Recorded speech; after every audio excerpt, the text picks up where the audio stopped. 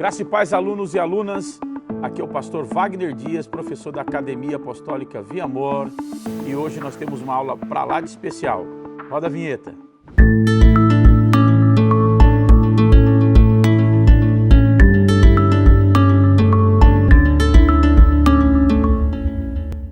O livro de hoje é o livro do profeta Daniel, que dá encerramento ao bloco Profetas Maiores no estudo Panorama do Antigo Testamento, o bloco Livros Proféticos. Esse profeta, ele é importante para o estudo em questão, inclusive da própria escatologia, visto que nele temos visões fantásticas do profeta numa relação íntima com o Senhor que diz respeito ao fim dos tempos. O livro aqui é totalmente contextualizado num período de efervescência política, onde nós precisamos entender o que está acontecendo no contexto adjacente para que a gente possa extrair do livro as melhores informações a respeito do mundo de Daniel. Vamos então para a apostila. Olha, depois que o Império Assírio entrou em decadência, o faraó Neco, líder do Egito, parte para uma guerra para tentar restaurar o domínio egípcio naquelas regiões ao norte da Palestina. Lá os seus exércitos vão se defrontar com o exército babilônico liderado por Nabucodonosor, até então filho de Nebopolassar, alguém que está à frente e futuramente vai ser o sucessor de seu pai, tornando o grande imperador Nabucodonosor. Batalha essa, inclusive, que não foi nada fácil para ambas as partes, onde o faraó Neco volta contando e cantando vitória. Por fim, o profeta Jeremias diz que foi totalmente ao contrário, no capítulo 46 e versículo 2.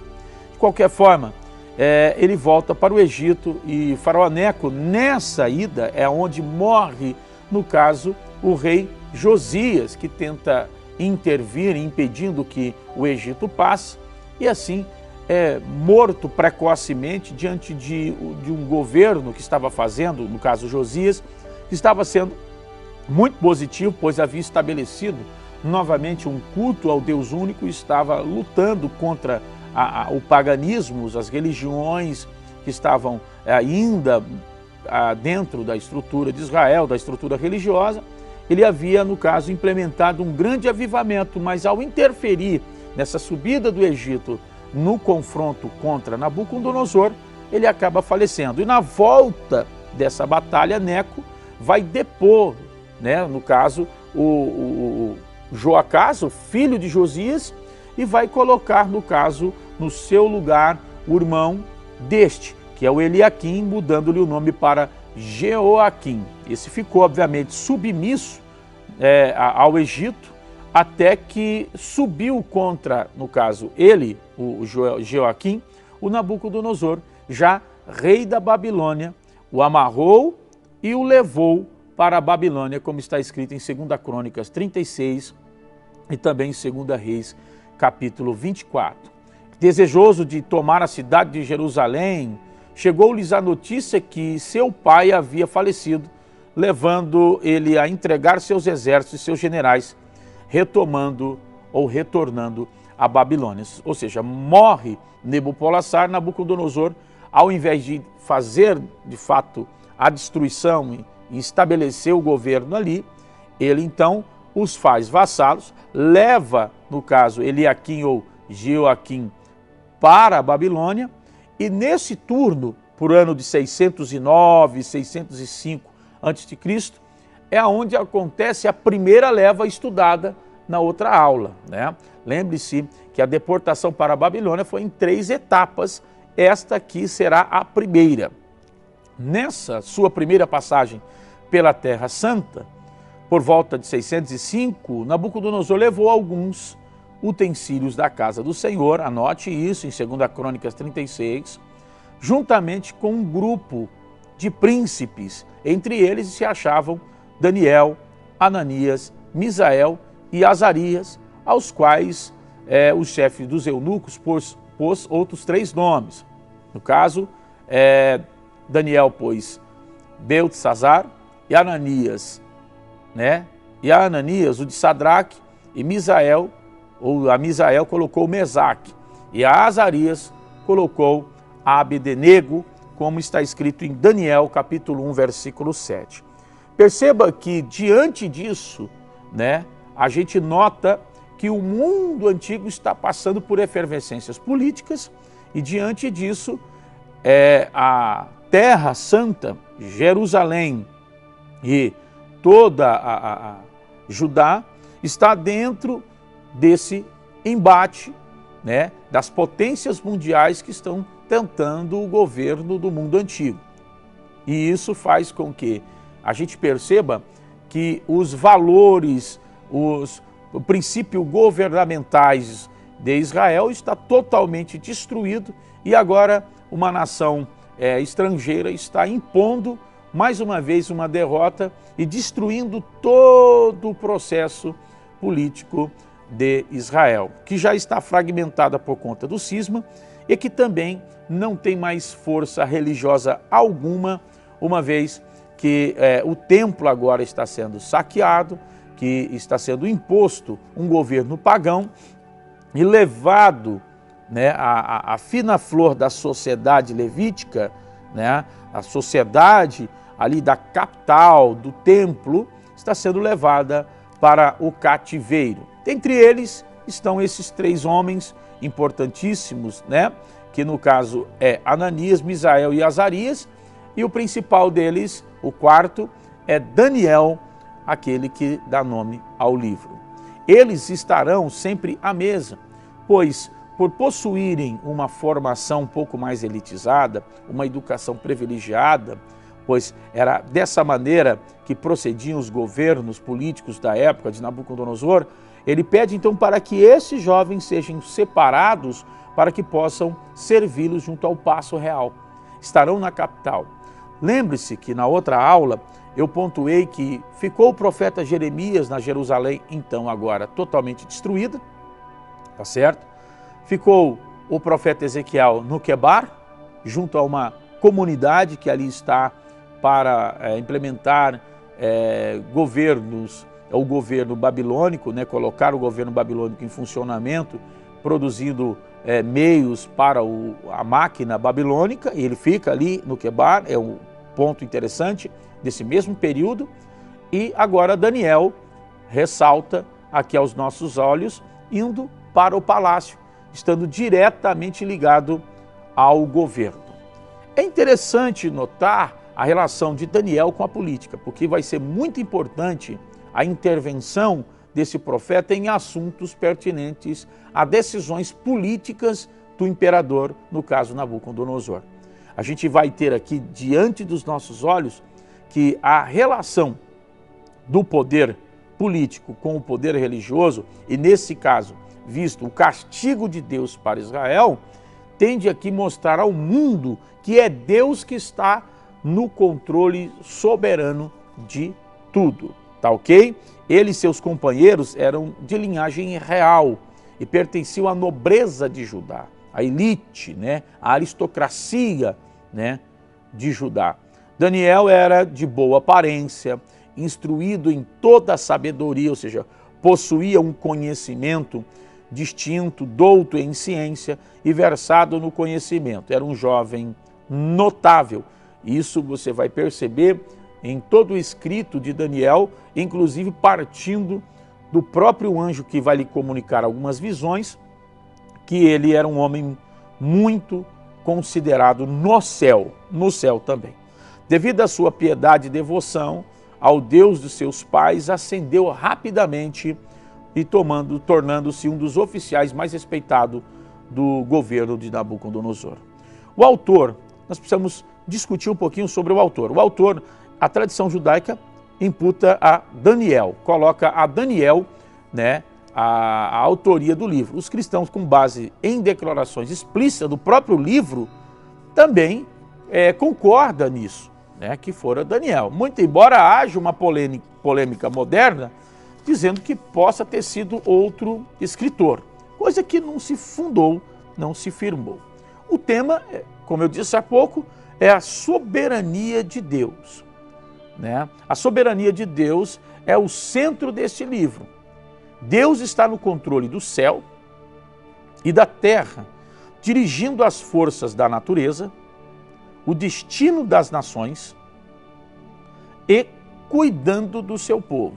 Jerusalém pode ser destruída e ter o seu templo reduzido a ruínas, mas o povo de Deus pode até ser exilado e os maus governantes podem parecer triunfantes, mas somente Deus permanece supremo.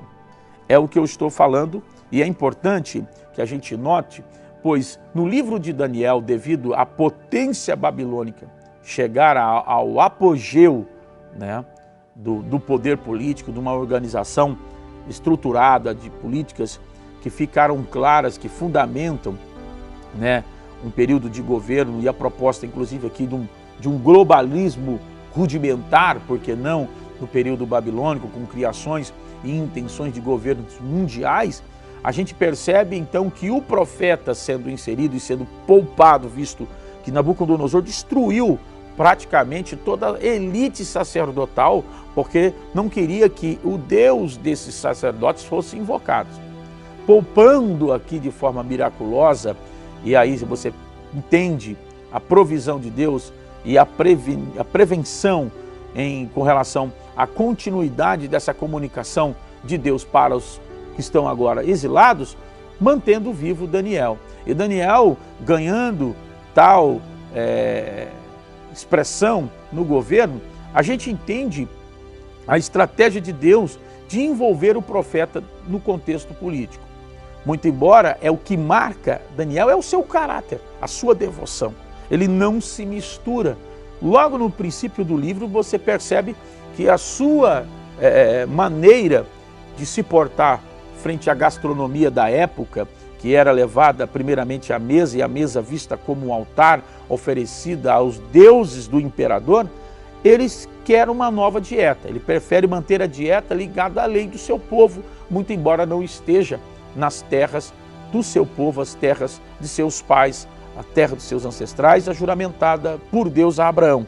Ele mantém a fidelidade, ainda que mude o contexto, diferente do comportamento de muitos hoje que, diante de novas mesas, mudam os discursos, mudam as propostas, mudam os comportamentos mediante as camadas sociais.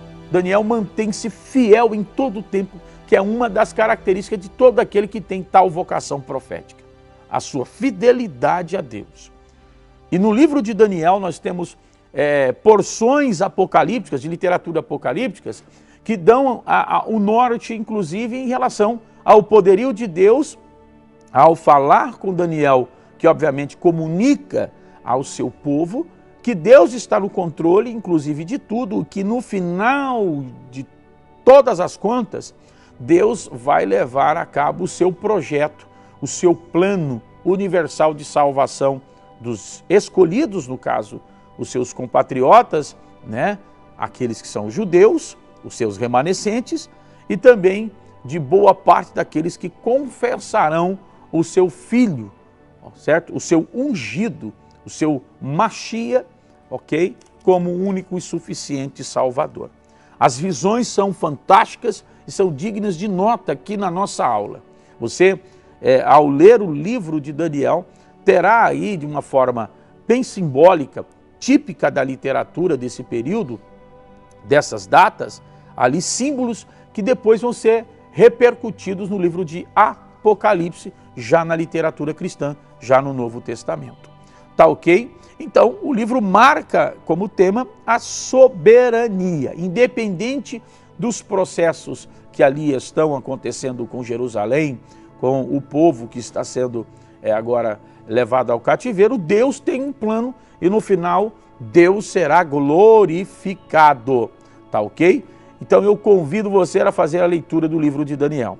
A esfera de ação é a seguinte: desde o primeiro cativeiro babilônico liderado por Nabucodonosor até Ciro o Grande, abrangendo um período aproximadamente de 70 anos. Olha só o cativeiro aqui diante dos nossos olhos, e aqui surge também, nessa esfera de ação, na busca da esfera de ação, o provável período de duração de vida e ministério do profeta Daniel, que deve ter sido dentro dessa casa mesmo, de 65 a 70.